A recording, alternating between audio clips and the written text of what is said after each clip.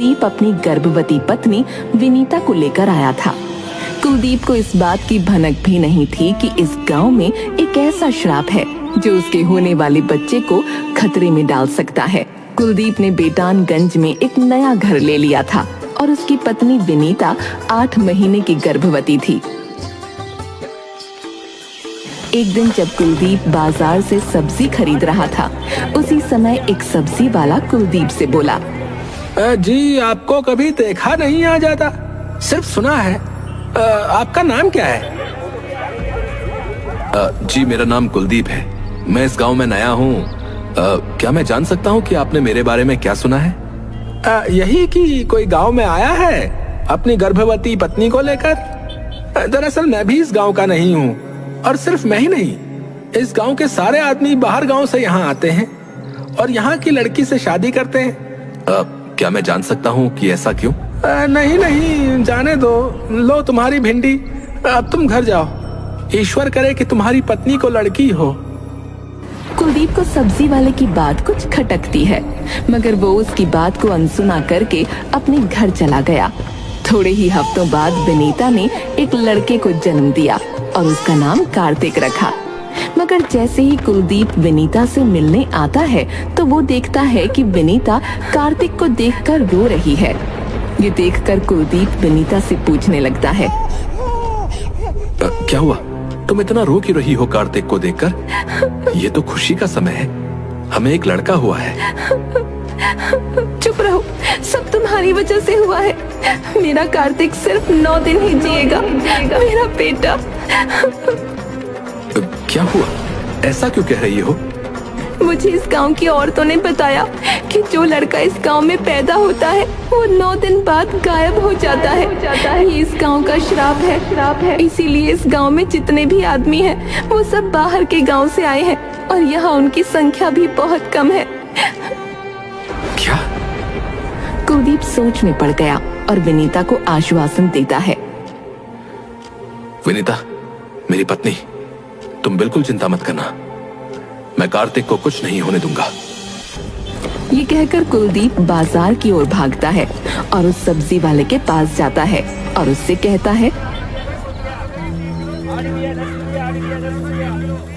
मेरी मदद कीजिए, आपको मुझे इस श्राप के बारे में बताना होगा। मुझे लड़का हुआ है, मैं उसे खोना नहीं चाहता। तुम भाई क्या बात कर रहे हो? कुछ समझ में नहीं आ रहा है।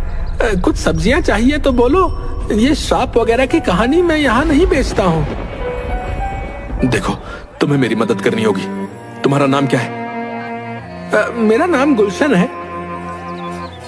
गुलशन जी, मैं श्राप को तोड़ दूंगा, आप बस मुझे पूरी कहानी सुनाइए। ठीक है, मैं तुम्हें गांव के जंगल में बैठे एक साधु जी के पास ले जाऊंगा।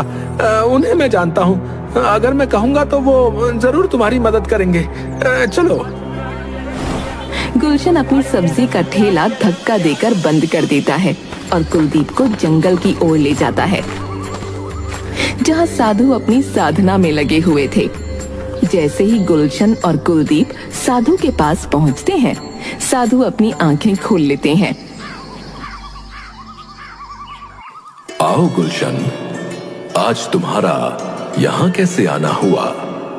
और तुम अपने दोस्त को भी साथ लाए हो, कोई परेशानी है क्या बेटा?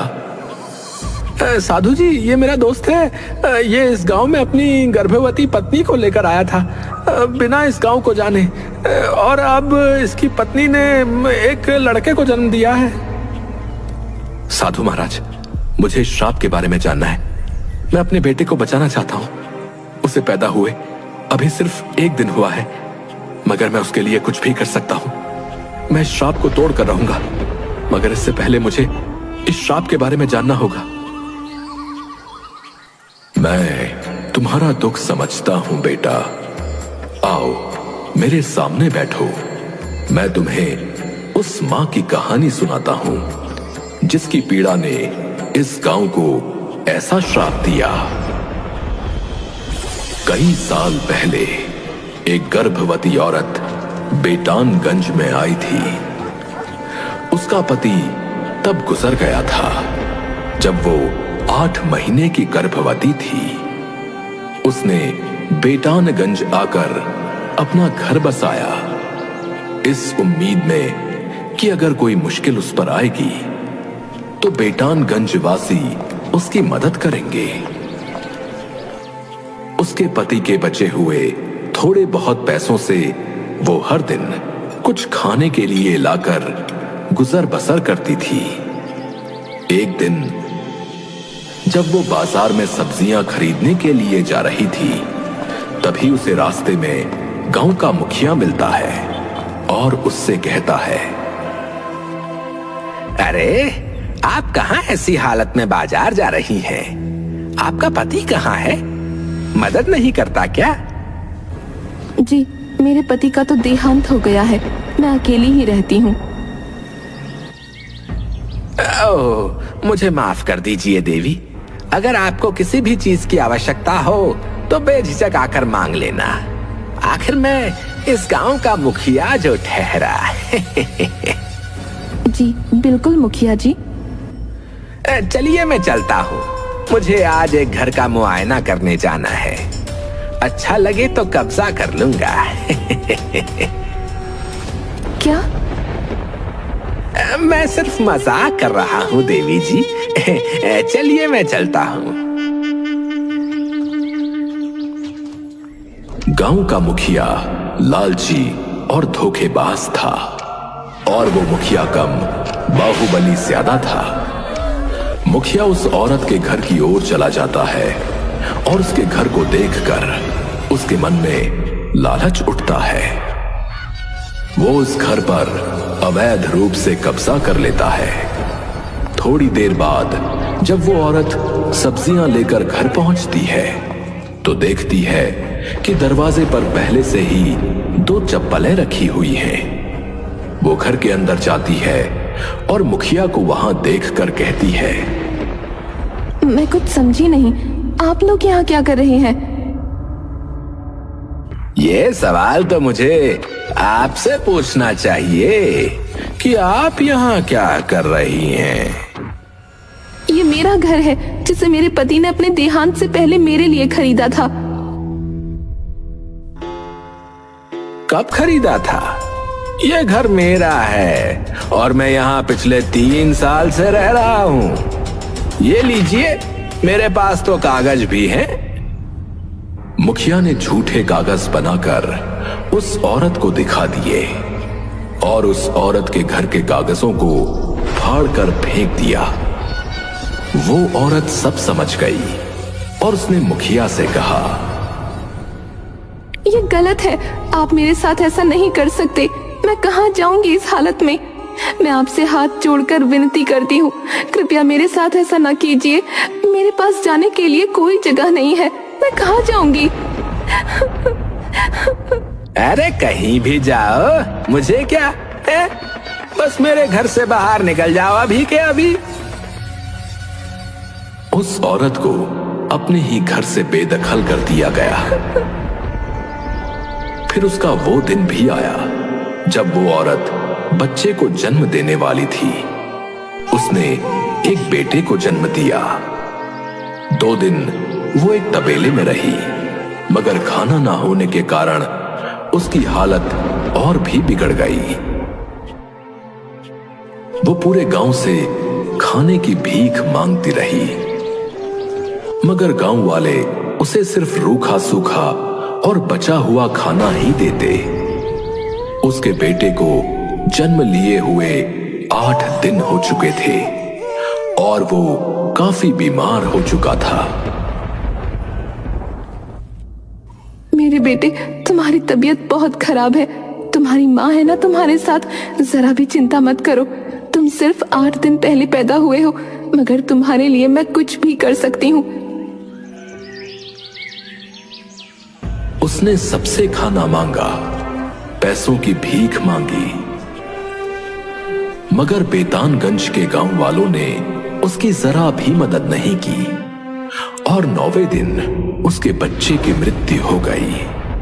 तभी वो औरत गांव के बीचों बीच जो पेड़ था वहां जाकर खड़ी हो गई और उसने पूरे गांव को श्राप दे दिया। इस गांव का नाम बेतागंज है, मगर इस गांव ने मेरे बेटे को 9वें दिन निगल लिया। इसलिए मेरा श्राप है कि जब भी इस गांव में किसी को बेटा होगा, मेरी आत्मा 9वें दिन उसे लेकर चली जाएगी। उस दिन के बाद से जब भी इस गांव में कोई लड़का पैदा होता है, वो 9वें दिन गायब हो जाता है। और इसीलिए गांव में शादी करने के लिए लड़के दूसरे गांव से आते हैं। साधु महाराज, इस श्राप को तोड़ने का कोई उपाय तो होगा ना? एक उपाय है, मगर तुम्हारे लिए वो बहुत मुश्किल हो सकता है कुलदीप। मैं अपने बेटे के लिए कुछ भी करने को तैयार हूं साधु महाराज, बस मेरे बेटे को कुछ नहीं होना चाहिए। तुम्हें अपने बेटे को त्यागना होगा। तुम्हें अपने बेटे को उस औरत को समर्पित करना होगा, वो भी गांव के बीचों बीच जो पेड़ है उस जगह पर। इससे अच्छा तो आप मुझसे मेरी जान ही मांग लेते। अब यही एक रास्ता है कुलदीप। तुम्हारा बेटा तुम्हारे साथ नहीं रहेगा, मगर जहां भी रहेगा खुशी से रहेगा। उस औरत ने बहुत कुछ सहा है, अब ये तुम्हारे ऊपर है कि तुम ये करना चाहते हो या नहीं। कुलदीप और गुलशन अपने घर लौटने लगते हैं। रास्ते में गुलशन कुलदीप से कहता है, क्या तुम अपने बच्चे को त्यागने वाले हो? हाँ, मैं अपने कार्तिक को उस औरत को समर्पित कर दूंगा और इस श्राप को तोड़ दूंगा, ताकि जो दर्द मुझे होने वाला है वो आगे से कभी किसी और को सहना ना पड़े। कुलदीप अपने घर जाता है और अपनी पत्नी विनीता को सारी बातें बताता है।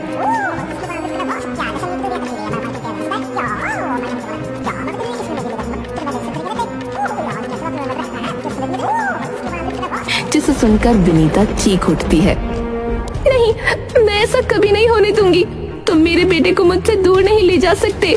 मैं कभी कार्तिक को अपने से दूर नहीं जाने दूंगी। मैं खुद नहीं चाहता कि कार्तिक हमसे दूर जाए, मगर अगर हमने अपने कार्तिक को उस औरत को नहीं दिया तो 9वें दिन कार्तिक अपने आप गायब हो जाएगा और हमें पता भी नहीं चलेगा कि वो कहां गया। इससे अच्छा तो यही है कि हम कार्तिक को उस औरत को ही समर्पित कर दें जो उसे खुशी से रखेगी। विनीता कुलदीप की बात मान लेती है और अगले दिन कुलदीप और विनीता उस पेड़ के नीचे जाते हैं। उनके साथ गुलशन भी होता है।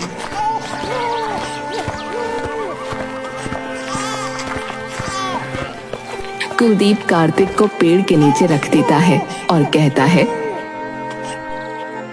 हे माँ, तुम भी एक माँ थी और तुम्हारे बेटे की किसी ने मदद नहीं की। मैं उस समय यहां नहीं था, इसलिए तुम्हारी मदद नहीं कर सका, मगर तुम्हारे दर्द को मैं समझता हूं। बेटे को खोने का दर्द बहुत दर्दनाक होता है, इसलिए मैं भी अपने बेटे को तुम्हारे पास छोड़ता हूं। उसका ध्यान रखना।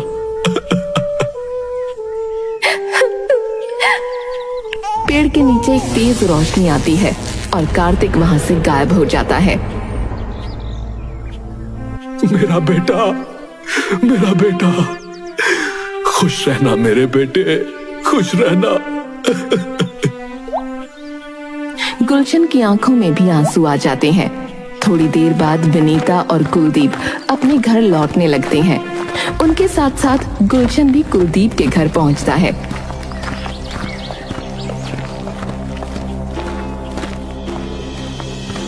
जैसे ही कुलदीप घर पहुंचता है, वो देखता है कि कार्तिक घर पर ही है और वो औरत उसे खिला रही है।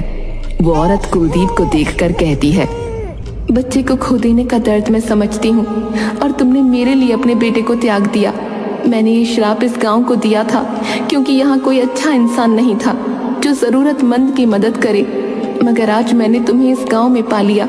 तुमने इस पूरे गांव की मदद की है, इसके लिए तुम्हारा शुक्रिया। अब मेरी आत्मा को शांति मिल जाएगी। आपका बहुत बहुत धन्यवाद। आपका आपका बहुत बहुत धन्यवाद। आपका बहुत बहुत धन्यवाद। वो औरत वहां से गायब हो जाती है। मतलब अब ये गांव इस श्राप से मुक्त हो गया है? हाँ, उस औरत नहीं, उस माँ ने इस गांव को माफ कर दिया है। हाँ, अब मैं जाकर पूरे गांव को ये खुशखबरी सुनाता हूँ। मैं अभी आता हूँ। हाँ।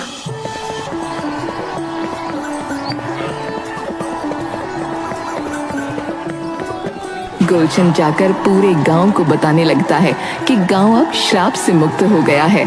दूसरी ओर कुलदीप और विनीता दोनों कार्तिक को पकड़कर बहुत खुश होते हैं।